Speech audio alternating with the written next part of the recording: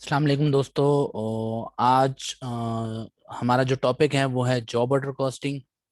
इससे पहले हमने cost of goods manufactured statement पढ़ा था। वो बेसिकली कॉस्टिंग का एक मेथड है और जॉब ऑर्डर कॉस्टिंग कॉस्टिंग का दूसरा मेथड है। दोनों में डिफरेंस क्या है कि कॉस्ट ऑफ गुड्स मैन्युफैक्चर्ड में हम सिंगल वर्क इन प्रोसेस में आइडेंटिकल गुड्स बना रहे होते हैं, बट जॉब ऑर्डर कॉस्टिंग में जो है वो आपका एक तो वर्क इन प्रोसेस में भी सेपरेट भी हो सकता है और सिंगल भी हो सकता है, बट जो गुड्स हैं वो अन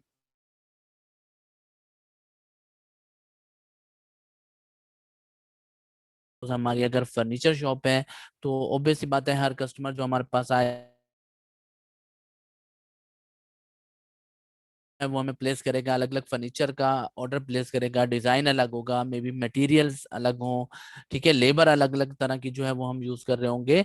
सो हमने जो है आज जो है अपने एग्जाम्पल में यही चीज बेसिकली दिखाई है कि हमें तीन अलग अलग टाइप का जो है वो फर्नीचर का डिजाइन, मटेरियल और जो है वो लेबर बेसिक प्लेस करते हैं। फर्स्ट जो है उसमें बिल्कुल डिफरेंट डिजाइन है, डिफरेंट वुड इस्तेमाल हुई है। सेकंड वाले फर्नीचर में वुड अलग है, डिजाइन डिफरेंट है, और थर्ड वाले में इन दोनों से अलग है।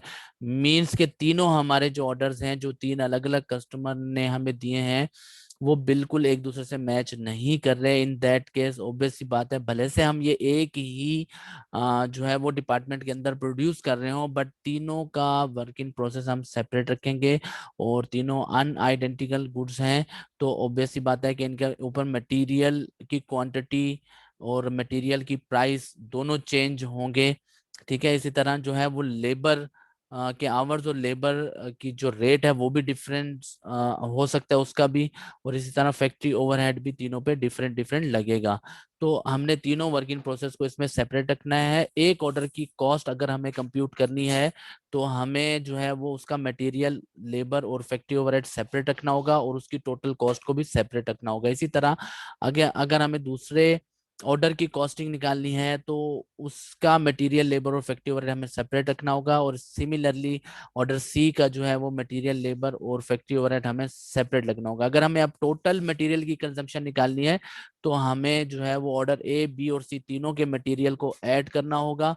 और अगर हमें जो है वो इसी तरह लेबर तीनों की निकालनी है तो तीनों की लेबर को ऐड करना होगा, और फैक्ट्री ओवरहेड अगर हमने टोटल निकालना है तो तीनों के फैक्ट्री ओवरहेड को ऐड करना होगा। बट ऑब्वियस सी बात है कि हम अलग अलग डेट्स में इनको स्टार्ट कर रहे होंगे और अलग अलग डेट में ही ये कंप्लीट हो रहे होंगे। तो अब हमें ये देखना होता है कि इसमें से कौन सा ऑर्डर कंप्लीट हो चुका है और कौन सा स्टिल वर्क इन प्रोसेस में है। जो कंप्लीट हो चुके हैं इधर वो सेल हो चुके हैं या फिर नहीं हो चुके हैं, तो उसके लिए हमें ऑर्डर वाइज अलग अलग कॉस्ट भी चाहिए होती है, ताकि हम वर्क इन प्रोसेस जो है वो एंडिंग जो है वो सेपरेट कर सकें। जो कंप्लीट हो गए हैं उनको हम फिनिश गुड्स में जो है वो इंक्लूड कर सकें, और फिर जो सेल हो गए उनको हम कॉस्ट ऑफ गुड्स सोल्ड उसमें से हम निकाल सकें। तो इस तरह से ये पूरा जो है जॉब ऑर्डर कॉस्टिंग का क्वेश्चन जो है हम आगे लेकर चलेंगे। इसमें मुख्तलिफ एंट्रीज बनती हैं। नेक्स्ट लेक्चर में इंशाल्लाह हम एंट्रीज को जो है वो डिस्कस करेंगे कि किस तरह से हम जनरल एंट्रीज को जो है वो रिकॉर्ड करते हैं इसके अंदर।